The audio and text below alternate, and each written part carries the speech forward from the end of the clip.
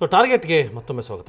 ಗುತ್ತೇದಾರ್ ಅವರೇ, ಕಾಂಗ್ರೆಸ್ ಪಕ್ಷದ ಈಗ ರಾಜ್ಯಾಧ್ಯಕ್ಷರು KPCC ಅಧ್ಯಕ್ಷರು ಜಿ ಪರಮೇಶ್ವರ್ ಅವ್ರ ಬಗ್ಗೆ ತಮಗೇನಾದರೂ ಭಿನ್ನಾಭಿಪ್ರಾಯ ಇದೆಯಾ? ಖಂಡಿತ. ಆ ಪರಮೇಶ್ವರ್ ಒಳ್ಳೆ ಮನುಷ್ಯ, ಅವ್ರ ಬಗ್ಗೆ ನಂಗೆ ಭಿನ್ನಾಭಿಪ್ರಾಯ ಇಲ್ಲ. ಸರಿ, ಮತ್ತು ನೀವು ನಾಯಕರು ಅಂತ ಯಾರು ಹೇಳ್ತಾರೆ? ಸಿದ್ದರಾಮಯ್ಯವ್ರ ಬಗ್ಗೆನಾ, DK ಶಿವಕುಮಾರ್ ಬಗ್ಗೆನಾ? DK ಶಿವಕುಮಾರ್ ಸಿದ್ದರಾಮಯ್ಯ ಬಗ್ಗೆ ಹೇಳ್ತಾರೆ. ನಮ್ಮ ಜಿಲ್ಲೆಯ ನಾಯಕರು ನಾನು ಓಪನ್ ಆಗಿ ಹೇಳಿದ್ದೀನಿ. ಯಾರು ನಿಮ್ಮ ಜಿಲ್ಲೆಯ ನಾಯಕರು? ಮಲ್ಲಿಕಾರ್ಜುನ ಖರ್ಗೆ ಇದ್ದಾರೆ, ಈಗ ಧರ್ಮಸಿಂಗ್ ಜಿ ಅವರು ಇದ್ದಾರೆ. ಇಬ್ಬರು ಪ್ರತಿಭಾವಂತ ನಾಯಕರು.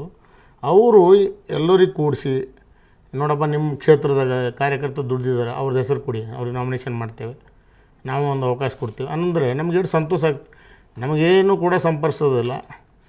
ಗುಲ್ಬರ್ಗ ಜಿಲ್ಲೆಯಲ್ಲೇ ಇದ್ದೀರಿ, ನಿಮ್ಮ ಪಕ್ಷದಲ್ಲೇ ಅವರು 7-8 ಬಾರಿ 9 ಬಾರಿ ಶಾಸಕರಾದವರು ಅಲ್ಲೇ ಇದ್ದಾರೆ. ನಿಮ್ಮದೇ ಯಾಕೆ ಇದಿಲ್ಲ ಭಿನ್ನಾಭಿಪ್ರಾಯ? ಯಾಕೆ ಅಂದರೆ ನನಗೆ ಅರ್ಥ ಆಗಿದೆ. ನೀವು ಅವರನ್ನು ಕೇಳಬೇಕು, ಯಾಕೆ ಈ ಥರ ಏನು ಧರ್ಮಸಿಂಗ್ ಅವರಿಂದ ಮಲ್ಲಿಕಾರ್ಜುನ ಖರ್ಗೆಯಿಂದ ನಿಮ್ಗೇನು ಅನ್ಯಾಯ ಆಗಿರೋದೇನು? ನಮಗೇನು ಅನ್ಯಾಯ ಅವ್ರು ಮಾಡೋಕ್ಕಾಗ್ತದೆ? ನಮಗೆ ಅನ್ಯಾಯ ಆಗಿದೆ, ನಮ್ಮ ಕಾರ್ಯಕರ್ತರಿಗೆ ಅನ್ಯಾಯ ಆಗ್ತಾಯಿದೆ ಅವರಿಂದ. ನಮ್ಮ ಕಾರ್ಯಕರ್ತರಿಗೆ ಪಕ್ಷದಲ್ಲಿ ಸ್ಥಾನಮಾನ ಇಲ್ಲ, ನಾವು ಹೇಳಿದವರಿಗೆ ನಾಮಿನೇಷನ್ ಇಲ್ಲ ಅಂದಾಗ ನಮ್ಮ ಕಾರ್ಯಕರ್ತರು ನಮ್ಮ ಜೊತೆಗೆ ಹೇಗಿರೋಕ್ಕೆ ಸಾಧ್ಯ? ಯಾಕೆ ನಿಮ್ಮ ಮಾಲಿಕೆ ಗುತ್ತೇದಾರರಿಂದ ಅವ್ರಿಗೆ ಏನು ತಟ್ಟು ಅಂತ ಬೇಕಲ್ಲ? ಮಾಲಿಕೆ ಗುತ್ತೇದಾರ್ ನಮ್ಮ ಈಕ್ವಲ್ ಆಗಿ ಬೆಳೀತಾ ಇದ್ದಾನೆ. ಅವನು 5 ಟರ್ಮ್ MLA. ಸೊ ಹೀಗಾಗಿ ನಮ್ಮ ಈಕ್ವಲ್ ಬರ್ತಾ ಇದ್ದಾನೆ. ಮುಂದೆ ಇರ್ಬೋದು, ಹೌದು, ಏನೋ ಅವ್ರ ಮಕ್ಕಳಿಗೆ ರಾಜಕೀಯದಲ್ಲಿ ತರಬೇಕಾದ್ರೆ ಇವರು ಸಿನಿಯಾರಿಟಿ ಅಡ್ಡು ಬರ್ತದೇನು. ಧರ್ಮಸಿಂಗ್ ಖರ್ಗೆ ಅವರೇ ಪವರ್ ಎಂಜಾಯ್ ಮಾಡಿ ಸುಮಾರು ವರ್ಷಗಳಿಂದ ಅವರೇ ಮಾಡ್ತಾ ಬಂದಿದ್ದಾರೆ. ಮುಂದೆ ಅವ್ರು ರಿಟೈರ್ಡ್ ಆದಮೇಲೆ ಕೂಡ ಆ ಸ್ಥಾನಗಳಿಗೆ ಅವ್ರ ಮಕ್ಕಳು ಇರಬೇಕು ಅನ್ನೋದು ಆಸೆ ಇರ್ಬೋದು. ಇದು ಮಾಡ್ತಾ ಇರೋದು ನೋಡಿದ್ರೆ ಹಂಗೆ ಅನಿಸ್ತಾ ಇದೆ. ಸೊ ಧರ್ಮಸಿಂಗ್ ಖರ್ಗೆ ಅವರೇ ನೇರ ಕಾರಣ ತಾವು ಪಾರ್ಟಿ ಓಪನ್ ಇಲ್ಲ. ಅದು ಒಂದು ವಿಷಯ. ನಮ್ಮ ಜಿಲ್ಲೆಯಲ್ಲಿ ನನ್ನ ವೈಯಕ್ತಿಕ ತೊಗೊಂಡ್ರೆ ಇದೊಂದು ಕಾರಣ. ಮತ್ತು ಈಗಾಗಲೇ ಈ ಒಂದು ಸನ್ನಿವೇಶಗಳನ್ನು ಪಕ್ಷದ ವರಿಷ್ಠನ ತಂದಾಗ ಕೂಡ ಅವ್ರು ಯಾರು ನಮ್ಮ ರಕ್ಷಣೆ ನಿಲ್ಲದೇ ಇದ್ದರೆ ನಾವು ಯಾಕೆ ಇಲ್ಲಿರಬೇಕು? ಸರಿ, ತಾವು ಒಬ್ಬರೇ ಹೊರಟಿದ್ರಿ, ತಮಗೆ ವೈಯಕ್ತಿಕ ಕಾರಣಗಳಿದೆ. ನನ್ನ ಕ್ಷೇತ್ರದ ಜನಕ್ಕೆ ಅನ್ಯಾಯ ಆಯಿತು, ನನ್ನನ್ನು ರೆಕಗ್ನೈಸ್ ಮಾಡಲಿಲ್ಲ, 5 ಬಾರಿ ಶಾಸಕ, ಸೀನಿಯರ್ ಅಂತ ಹೇಳಿ. ಯಾರು ನಿಮ್ಮ ಜೊತೆ ಯಾರಿದ್ದಾರೆ? ಬೇರೆ ಸುಮಾರು ಜನ ಇದ್ದಾರೆ. ಎಷ್ಟು ಜನ ಇದ್ದಾರೆ ನಿಮ್ಮ ಜೊತೆ? ಸುಮಾರು 10 ಜನ ಅಂತೂ ನಮ್ಮ ಪಕ್ಷದಲ್ಲೇ ಇದ್ದಾರೆ. ಅವರೆಲ್ಲ ಸಮಯ ಬಂದಾಗ ಬರ್ತಾರೆ. ಈಗಾಗಲೇ BC ಪಾಟೀಲು, ನಾನು, ಡಾಕ್ಟರ್ ಸುಧಾಕರ್ ಓಪನ್ ಆಗಿ ನಾವು ಹೇಳಿದ್ದೇವೆ. ರಾಜಶೇಖರ್ ಕೂಡ ಧರ್ಮಸಿಂಗಿಂದ ಆದಂಥ ಅನ್ಯಾಯ ಅವರು ಕೂಡ ಹೇಳ್ಕೊಂಡಿದ್ದಾರೆ. ಸೊ ಹೀಗಾಗಿ ಅದನ್ನು ಹೊರತುಪಡಿಸಿ ನಿಮ್ಮ ಜಿಲ್ಲೆಯವ್ರು ಬೇರೆ ಯಾರಿದ್ದಾರೆ ಹೇಳಿ? ನಮ್ಮ ಜಿಲ್ಲೆಯವರಂಥ ಪ್ರಶ್ನೆ ಇಲ್ಲ. ಎಲ್ಲೆಲ್ಲಿ ಒಂದೊಂದು ಜಿಲ್ಲೆಯಲ್ಲಿ ಲೀಡರ್ಗಳಿದ್ದವರು ಯಾವ್ಯಾವ ರೀತಿ ಅವ್ರಿಗೆ ತೊಂದರೆ ಕೊಟ್ಟಿದ್ದಾರೆ. ಆ ತೊಂದರೆ ಸಹಿಸಲಾರದೆ ಕೆಲವಂತೂ B ಫಾರ್ಮೇ ಕೊಟ್ಟಿಲ್ಲ. ನಮ್ಮ ಡಾಕ್ಟರ್ ಸುಧಾಕರ್ ಅವರಿಗೆ ಎಲೆಕ್ಷನ್ದಲ್ಲಿ B ಫಾರ್ಮೇ ಕೊಟ್ಟಿಲ್ಲ. ಸೊ ಈ ಥರ ಆದರೆ ಹೇಗೆ ನಾವು ಶಾಸಕರ? ಇದಕ್ಕೆಲ್ಲ ಕಾರಣ ಯಾರು? ಧರ್ಮಸಿಂಗ್ ಖರ್ಗೆ ಅಂತೀರಿ? ನಮ್ಮಲ್ಲಿ ಧರ್ಮಸಿಂಗ್ ಖರ್ಗೆ, ಬೇರೆ ಬೇರೆ ಜಿಲ್ಲೆಯಲ್ಲಿ ಬೇರೆ ಬೇರೆ ಲೀಡರ್ಗಳು ಅವ್ರವ್ರದ್ದು ವಿಷಯ ಅವರು ವ್ಯಕ್ತಪಡಿಸಿದ್ದಾರೆ. ಕಳೆದ 2008ರಲ್ಲಿ ಕಾಂಗ್ರೆಸ್ ಪಕ್ಷದಿಂದ ಟಿಕೆಟ್ ಕೇಳ್ತಕ್ಕಂಥ ಅಭ್ಯರ್ಥಿ ಇರಲಿಲ್ಲ ಅಫಜಲ್ಪುರ ನನ್ನ ಮತಕ್ಷೇತ್ರಕ್ಕೆ. ಕೊನೆ ಗಳಿಗೆಯಲ್ಲಿ ನಮಗೆ B ಫಾರ್ಮ್ ಕೊಟ್ಟರು. 15 ನಿಮಿಷ ಇತ್ತು. ಇಲ್ಲಿಂದ ನಾನು ಇಂಡಿಪೆಂಡೆಂಟ್ MLA. ಇದೆಲ್ಲವನ್ನು ಕೂಡ ತಮ್ಮ ರಾಜ್ಯ ಮಟ್ಟದ ಮತ್ತು ರಾಷ್ಟ್ರ ಮಟ್ಟದ ನಾಯಕರಿಗೆ ಆಸ್ಕರ್ ಜಿ ಅವ್ರ ಗಮನಕ್ಕೆ ತಂದಿದ್ದೇವೆ, ಅಹಮದ್ ಪಟೇಲ್ ಗಮನಕ್ಕೆ ತಂದಿದ್ದೇವೆ, ಮಧುಸೂದನ್ ಮಿಸ್ತ್ರಿ ಗಮನಕ್ಕೆ ಕೂಡ ತಂದಿದ್ದೇವೆ. ಏನು ಹೇಳಿದ್ರು ಅಲ್ಲ? ಅದು ಮಧುಸೂದನರು ಈಗ ನನ್ನ ಗಮನಕ್ಕೆ ಬಂದಿದೆ, ನಾನು ಸೆಟ್ರೇಟ್ ಮಾಡ್ತೀನಿ ಅನ್ನೋಂಥ ಮಾತಾಡಿದ್ರು. ನಾನು ಹೇಳಿದೆ ಸೆಟ್ರೇಟ್ ಮಾಡಲಿಕ್ಕೆ ರಾಜ್ಯದ ಮಟ್ಟದಲ್ಲೇ ಸೀಮಿತವಾದರೆ ನೀವು ಮಾಡ್ಬೋದು. ಇವರು AICC ಮಟ್ಟದಲ್ಲಿದೆ ಅದು.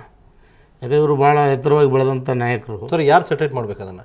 ಇದು ಅವರು ಮೇಲೆ ಮೇಡಮ್ಮೇ ಬರಬೇಕಾಗ್ತದೆ. ಮೇಡಮ್ಮು ಅವ್ರು ಸುತ್ತಿರ್ತಕ್ಕಂಥ ಪ್ರಧಾನ ಕಾರ್ಯದರ್ಶಿಗಳು, ಅಹಮದ್ ಪಟೇಲ್ರು. ಸೊ ಎಲ್ಲರೂ ಕೂಡಿ ಕಾಂಗ್ರೆಸ್ ಪಕ್ಷ ಇದು ಬಲಿಷ್ಠವಾಗಿ ಬೆಳಿಬೇಕಂದ್ರೆ, ಇದು ನಂದೊಂದು ಮಾತಾಡ್ತಲ್ಲ, ಇದು ಎಲ್ಲ ಕಡೆಗಳಲ್ಲಿ ಆಗ್ತಾಯಿದೆ. ಇದ್ರ ಬಗ್ಗೆ ಅವರು ರಿಪೋರ್ಟ್ ತರಿಸ್ಕೊಂಡು ಯಾವ ಕ್ಷೇತ್ರದಲ್ಲಿ ಯಾವ ಶಾಸಕರು ಯಾವ ವ್ಯಕ್ತಿಗಳು ಪ್ರಭಾವ ಇದ್ದಾರೆ, ಅವರಿಂದ ನಮ್ಮ ಕಾಂಗ್ರೆಸ್ಸಿಗೆ ಎಷ್ಟು ಲಾಭ ಅನ್ನುವಂಥ ವಿಚಾರ ಮಾಡಿ. ಕಾಂಗ್ರೆಸ್ ಒಡೆಯೋದು ಹಾಗಾದರೆ ಸ್ಪಷ್ಟ. ಕಾಂಗ್ರೆಸ್ ಒಡೆಯೋದು ಬಿಡೋದು ನಾನು ಅದ್ರ ಬಗ್ಗೆ ಹೇಳಲ್ಲ. ನಾವು ಮಾತ್ರ ತೀರ್ಮಾನ ತೊಗೊಂಡಿದ್ದೇವೆ, ಈ ಕಾಂಗ್ರೆಸ್ದಲ್ಲಿ ನಮಗೆ ಭವಿಷ್ಯ ಇಲ್ಲ. ಸುಮಾರು ಎಷ್ಟು ಜನ ಶಾಸಕರು ಒಂದು ಅಂದಾಜು? ಸುಮಾರು ಸಾಕಷ್ಟು ಜನ ಆಗ್ತಾರೆ. ನಮ್ಮಲ್ಲಿ ಅಂದಾಜು ಎಷ್ಟು ಜನ ಶಾಸಕರು ಹೊರಬರ್ಬೋದು NCP? ನನ್ನ ಅಭಿಪ್ರಾಯ ಪ್ರಕಾರ ಮೋರ್ ದೆನ್ 30 MLA ಬರ್ತಾರೆ. 30 ಅದಷ್ಟು ಕೂಡ ನಿಮ್ಮ ಉತ್ತರ ಕರ್ನಾಟಕದ ಭಾಗದವರ ಅಥವಾ ಈಗ ಬೇರೆ ಕಡೆಯವರಿದ್ದಾರೆ? ಎಲ್ಲ ಬೇರೆ ಬೇರೆ ಕಡೆಗಳಿದೆ. ಉತ್ತರ ಕರ್ನಾಟಕದಲ್ಲಿದ್ದಾರೆ, ನಮ್ಮ ಈ ಕಡೆ ಕೂಡ ಇದ್ದಾರೆ. ಸುಮಾರು ಒಂದು BJPಯವರು ಕೂಡ ನಮಗೆ ಸಂಪರ್ಕ. ನಾವು ಸಿದ್ದರಾಮಯ್ಯನವ್ರು ಕೂಡ ಸಂಪರ್ಕಿಸಿದ್ರಿ, ಹೌದಾ? ಸಿದ್ದರಾಮಯ್ಯವರಿಗೆ ನಾವು NCP ಬರೋ ಅಂತ ಹೇಳಿಲ್ಲ. ಒಂದು ಮಾತು ಹೇಳಿದೆವು ಸಿದ್ದರಾಮಯ್ಯವರಿಗೆ, ನೋಡಿ ಇಲ್ಲಿ ಏನು ಬೆಲೆ ಇದೆ, ಮುಖ್ಯಮಂತ್ರಿ ಆಗ್ತಕ್ಕಂಥ ಅವಕಾಶ ನಿಮ್ಗೆ ಬಂದಾಗ ಇವು ಕೇಂದ್ರದವರು ಅದಕ್ಕೆ ಸಹಕರಿಸಲಿಲ್ಲ. ಸೊ ಅದು ತಪ್ಪಿಸಿದ್ದಾರೆ. ಮುಂದೆ ಮಾಡ್ತಾರೆ ಅನ್ನೋದು ಏನು ಗ್ಯಾರಂಟಿ? ತಾವು ವಿಚಾರ ಮಾಡಿ. ನಿಮ್ಮ ಭವಿಷ್ಯ ನಾವು ಏನೊಳಗೆ ನೀವು ಸ್ವತಃ ಪಕ್ಷ ಕಟ್ತಕ್ಕಂಥ ಒಂದು ಶಕ್ತಿ ಇದೆ. ಅವ್ರ ರಿಯಾಕ್ಷನ್ ಏನಿತ್ತು? ಅವ್ರ ರಿಯಾಕ್ಷನ್ ಈಗ ಬೇಡ, ಹತ್ತೂರು ಬೇಡ, ಮುಂದೆ ನೋಡೋಣ, ನಾವೆಲ್ಲ ಮಾತಾಡೋಣ. ಮುಂಚೆನೂ ನಾವು ನಿಮ್ಮ ಹತ್ರ ಅವ್ರಿಗೂ ಏನಾರು ಅಸಮಾಧಾನ ಇದೆಯಾ ಪಾರ್ಟಿ ಒಳಗಡೆ? ಖಂಡಿತವಾಗಿ ಅವ್ರು ಹೇಳ್ಕೊಲ್ಲ, ನಾವು ಹೇಳ್ಕೊತೀವಿ ಅಷ್ಟೇ. ಅವರು ಒಂದು ವಿರೋಧ ಪಕ್ಷ ನಾಯಕರಿದ್ದಾರೆ, ಭಾಳ ಸಹನೆಯಿಂದ ಅವರು ತಾಳ್ಮೆಯಿಂದ ಅವರು ತಾಳ್ತಾ ಇದ್ದಾರೆ. ನಾವು ಕೂಡ ಸಹನೆ ಸಾಕಷ್ಟು ತಾಳಿ ಈಗ ಸಹನೆ ಕಳ್ಕೊಂಡಿದ್ದೇವೆ. ಈ ರೀತಿ ಅಸಹನೆ ಇರುವ ಪ್ರಮುಖ ನಾಯಕರು ಬೇರೆ ಯಾರು ಇದ್ದಾರೆ? ನಾವು ಇಬ್ರಾಹಿಂ ಸೌದಿ, ನಮ್ಮ ಸಿ ಎಮ್ ಇಬ್ರಾಹಿಂ ಕೂಡ ನಾರಾಜಿದ್ದಾರೆ. ಏನಪ್ಪ ಇದು ಹಿಂಗಾಗ್ತದೆ, ಬೆಲೆ ಇಲ್ಲ, ನಾವು ಇಷ್ಟೆಲ್ಲ ಪಕ್ಷಕ್ಕೆ ದುಡಿತೇವೆ ಅನ್ನೋಂಥದ್ದು ಅವರು ಕೂಡ ಇದೆ. ಆದರೆ ಅವ್ರದ್ದು ಏನು ನಿರುತ್ತೋತ್ತರ ಅವ್ರಿಗೆ ಬಿಟ್ಟಿದ್ದು. ಸೊ ಈ ಥರ ಭಾಳ ಜನ ಇದ್ದಾರೆ. ಈಗ ಮಲಕ್ ರೆಡ್ಡಿ, ನಮ್ಮ ಸೀನಿಯರ್ ಮಲಕ್ ರೆಡ್ಡಿ ಇದ್ದಾರೆ. ಅವ್ರು ಹೇಳ್ಕೊಂಗಿಲ್ಲ, ಈಗ ಪಾಪ ಅವ್ರದ್ದು ನಂದು ಏಜ್ ಆಯ್ತಪ್ಪ, ನೀವು ಯಂಗ್ಸ್ಟರ್ಗಳು ಚೆನ್ನಾಗಿ ಆಗಲಿ, ನಿಮ್ಗೆ ಒಳ್ಳೇದಾಗಲಿ ಹೋರಿ ಅಂತ ಹೇಳ್ತಾರೆ. ಸೊ ಈ ಥರ ಸಾಕಷ್ಟು ಜನ ಇದ್ದಾರೆ. ಈಗ ಅವ್ರದ್ದು ಒಬ್ಬರದ್ದು ಹೆಸರು ಹೇಳಬೇಕಾದ್ರೆ ಅದೊಂದು ಸಂದರ್ಭ ಬಂದಾಗ ನಾನು ಹೇಳ್ತೀನಿ. NCPಯ ಚಿಹ್ನೆ ಗಡಿಯಾರ, ನಿಮ್ಮ ಟೈಮ್ ಚೆನ್ನಾಗಿದೆ ಅಂತೀರಿ? ನಮ್ಮ ಟೈಮ್ ಖಂಡಿತ ಚೆನ್ನಾಗಿದೆ. ಯಾಕಂದ್ರೆ ನಮ್ಮ ರಾಜ್ಯ ಜನ ಈಗ ನಮಗೆ ಸಂತೋಷದಿಂದ ವೆಲ್ಕಮ್ ಮಾಡಿದ್ದಾರೆ. ಮತ್ತು ಎಲ್ಲ ಜಿಲ್ಲೆಯಿಂದ ಫೋನ್ ಬರ್ತಾಯಿದೆ, ಇದು ಕಾಂಗ್ರೆಸ್ಸಿಗೆ ಒಳ್ಳೆಯ ಪಾಠ ಕಲಿಸ್ತಾ ಇದ್ದೀರಿ, ಇಲ್ಲಿ ನಿಷ್ಠಾವಂತ ಕಾಂಗ್ರೆಸ್ ಕರ್ತರಿಗೆ ಇಲ್ಲಿ ಬೆಲೆ ಇಲ್ಲ, ನೀವು ಮಾಡೋದು ಒಳ್ಳೆಯದಿದೆ, ನಾವು ಬರ್ತೀವಿ. ಸೊ ಮುಂದಿನ ದಿನಗಳಲ್ಲಿ ಕಾಂಗ್ರೆಸ್ ಪರಿಸ್ಥಿತಿ ಹಾಗಾದ್ರೆ ಇನ್ನಷ್ಟು ದಯನೀಯ ಆಗುತ್ತೆ. ಖಂಡಿತವಾಗಿ ಇವರು ಎಚ್ಚರಗೊಳ್ಳೋದಿಲ್ಲ, ಸರಿ ಮಾಡೋದಿಲ್ಲ. ಇವರು ನಮ್ಮ AICC ಅವರಿಗೆ ಬರೀ ಪಾರ್ಲಿಮೆಂಟ್ದೇ ಚಿಂತೆ, ರಾಜ್ಯದ ಬಗ್ಗೆ ಚಿಂತೆ ಇಲ್ಲ. ರಾಜ್ಯದ ಬಗ್ಗೆ ಅವ್ರಿಗೆ ಏನಾದರೂ ಚಿಂತೆ ಇದ್ದರೆ ಇಂಥವೆಲ್ಲ ಸರಿಪಡಿಸ್ತಾ ಇದ್ರು. ಈ ದೇಶದಲ್ಲಿ ಕಾಂಗ್ರೆಸ್ ಈ ರೀತಿ ಬೇಕಾದಷ್ಟು ರಾಜ್ಯಗಳಿದೆ. ಕಾಂಗ್ರೆಸ್ ಕರ್ನಾಟಕದ ಬಗ್ಗೆನೇ ಯಾಕೆ ಅಷ್ಟೊಂದು ವಿಳಂಬ ನೀತಿ ಅಥವಾ ಏನು ಡಿಸಿಷನ್ ತಗೊಳ್ಳದೇ ಇರೋದಕ್ಕೆ ಏನು ರೀಸನ್ ತಮ್ಮ ಪ್ರಕಾರ? ಯಾರಾದರೂ ಅಡ್ಡಗಾಲ ಆಗ್ತಾ ಇದ್ದಾರಾ ಅಥವಾ ಬೇಡ, ಯಾರು ಈ ರೀತಿ ಕಾಂಗ್ರೆಸ್ ಇಲ್ಲಿ ಉದ್ಧಾರ ಆಗದೆ ಬೇಡ ಅನ್ನೋ ಸ್ಥಿತಿ ಯಾರಿಗಾರು? ಇದು ಉತ್ತರ ನಾನು ಕೊಡೋಕ್ಕಾಗಲ್ಲ, ಯಾಕೆ ಅವರಿಂದ ಕೇಳಬೇಕಾಗ್ತದೆ. ಅಲ್ಲ, ನಿಮಗೆ ಗೊತ್ತಿದೆಯಲ್ಲ, 5 ಬಾರಿ ಶಾಸಕರಾಗಿದ್ದವರು. 5 ಬಾರಿ ಶಾಸಕ ಇಲ್ಲಿ ಅಡ್ಡಗಾಲಂತೂ ಹಾಕ್ತಾ ಇದ್ದಕ್ಕೆ ನಾವು ಈ ತೀರ್ಮಾನ ಬಂದಿದ್ದೇವೆ. ಇವರು ಅಡ್ಡಗಾಲಿಗೆ ಅಲ್ಲಿ ಬೆಲೆ ಕೊಡ್ತಾರಲ್ಲ, ಅದು ತಪ್ಪು. ಇವರು ಅಡ್ಡಗಾಲು ಹಾಕಿದಾಗ ಅದು ಅಡ್ಡಗಾಲಿನಿಂದ ಪಕ್ಷಕ್ಕೆ ಒಳ್ಳೆಯದು ಅಥವಾ ಪಕ್ಷಕ್ಕೆ ಹಾನಿ ಅನ್ನೋದು ವಿಚಾರ ಅವರು AICC ಅವ್ರು ಮಾಡಬೇಕು. ಈ ಪಕ್ಷದ ನೀತಿ ನಿಯಮಗಳನ್ನು ನಿರ್ಧಾರಗಳನ್ನು ಯಾರು ಕೈಗೊಳ್ತಾ ಇದ್ದಾರೆ?